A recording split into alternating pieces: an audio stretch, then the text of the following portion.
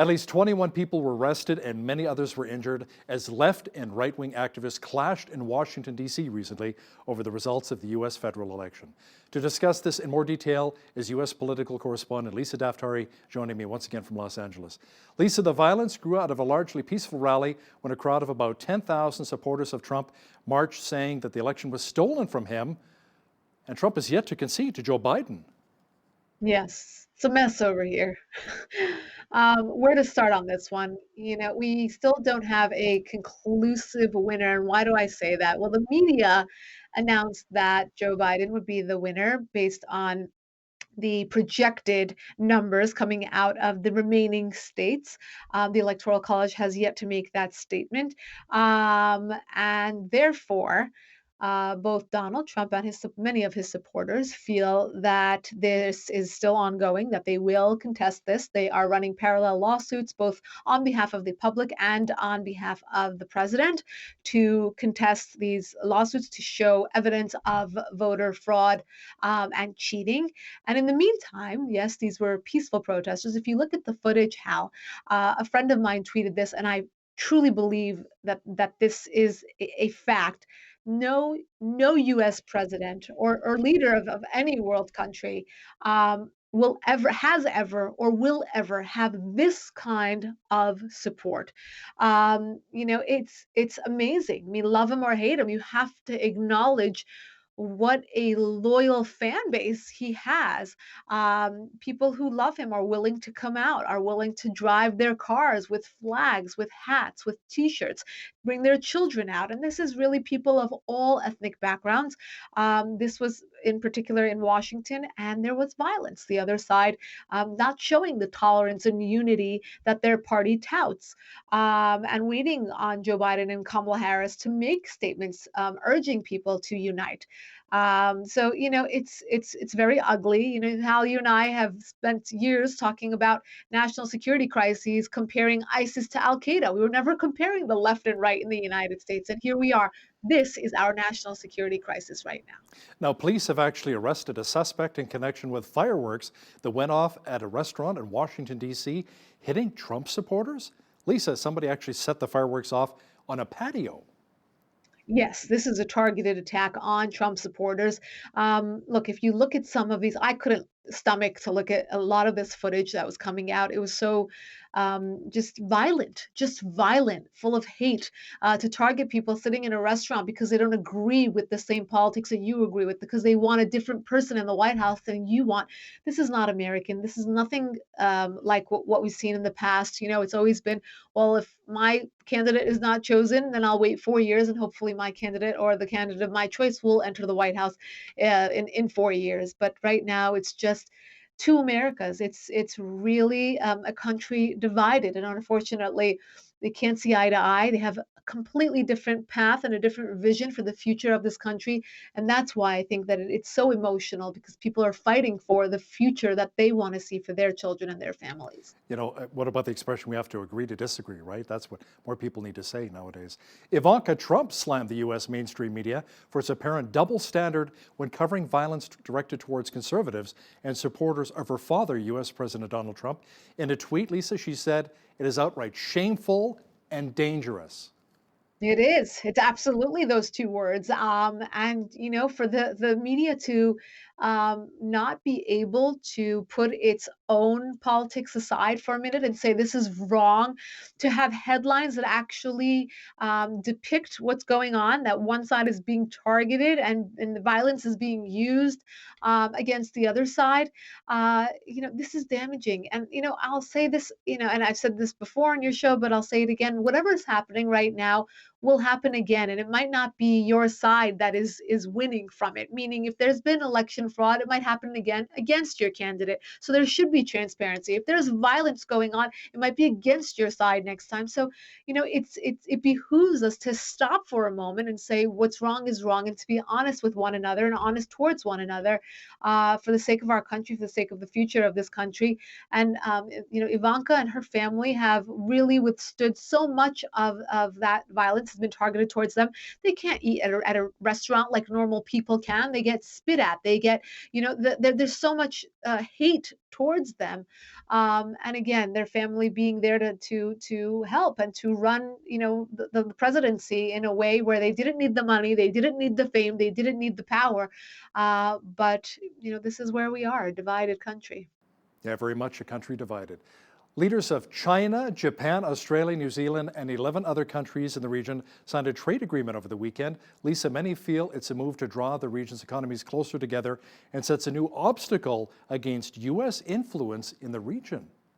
Absolutely. This is a very, very significant development for the global economy. We're talking about roughly one third of the world's economy, 15 countries that are now signatory to a pact, leaving the West out. Of course, the United States, Canada being left out of that deal. And it's important to look and see how things have shifted during this pandemic, because of this pandemic, and now how China hopes to move on from this, expanding its influence in the region. I know a lot of the neighbors there aren't happy with the way that China is expanding its influence, but you better, if you can't beat them, join them, as the expression goes. And I think that that's what's going on for a lot of the neighbors watching China's influence grow. Despite Washington's efforts to restrict China's access, Chinese military researchers are continuing to use U.S. software for things like cutting-edge developments in hypersonic weapons technology. Now, that software is capable of taking out all existing defense systems. That's pretty scary. Yeah, and the Chinese, though, the thing that they're amazing at is taking advantage and using the opportunity to take advantage of US intelligence of any sort, whether that be patents, whether that be technology, weaponry, cybersecurity. They learn from the United States, they copy it, and they move forward with it. So it's not surprising to see these headlines that are actually qualifying and quantifying the way that the Chinese are able to still, despite the crackdowns, still take advantage of the US and our intelligence here. The battle rages on between Armenia and Azerbaijan. Officials in Armenia recently said that they thwarted an assassination attempt on their prime minister. Tell me more about that. Yeah, so a ceasefire, a peace deal. Many ceasefires have failed. We're hoping that this time around this will work. The animosities are very, very, very high. Here in Los Angeles, I'll tell you a local story that pertains to this larger fight between the two sides. There was a Turkish cafe where Armenians walked in and basically trashed the place. It was a hate crime, and then it's being investigated by police as an alleged hate crime right here in Beverly Hills, because again the tensions, the emotions running so high. Armenians feeling that they have been targeted, that they are being uprooted, that this is yet again another genocide against their people. It's an all too familiar feeling for their people, as it has happened in the past, and they are trying to fight for what they believe is their right. On the other side, you have Azerbaijan that has a lot of global support. They are trying to get rid of the Armenians from a piece of land, and the Armenians must evacuate. And in the meantime, the Armenians reporting in an alleged assassination attempt against their leader. They were able to foil this alleged attack, but again, tensions running very, very high. Even though there's a peace deal, I am quite skeptical of how long this will last and how significant it will be in the long run. And Azerbaijan has extended the deadline for Armenia to withdraw from key districts under the Karabakh truce. Where are we at with that? Yeah, this is a very interesting story. So they're actually having them evacuate, as we've seen, before and in historic times with other nations. But there are stories of the Armenians actually burning their property before they leave. It's like when kids want to give me that back, and they spit on it before giving it back.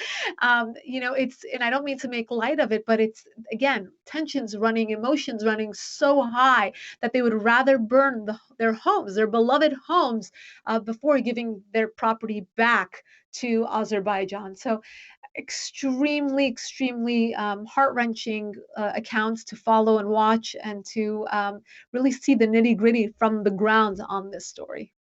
A human rights group says more than 1,000 people have been arrested during fresh demonstrations over the disputed presidential election in Belarus. Lisa, The tally came after protesters took to the streets in the capital city of Minsk amid growing anger over the death of an opposition activist. Yeah, so this keeps going on between the opposition and the government there using tear gas, trying to peacefully or less violently put an end to these protests that are not going away. It's been weeks upon weeks now.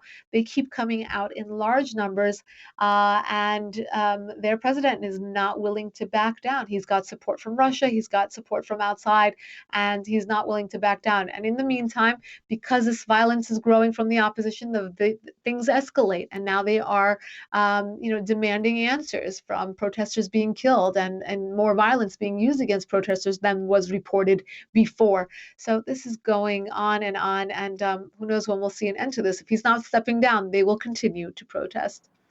Now, speaking of protesters, Catholic protesters took to the streets in France recently, holding up signs like "Let us pray" and "We want Mass," demanding authorities relax virus lockdown measures to allow religious services.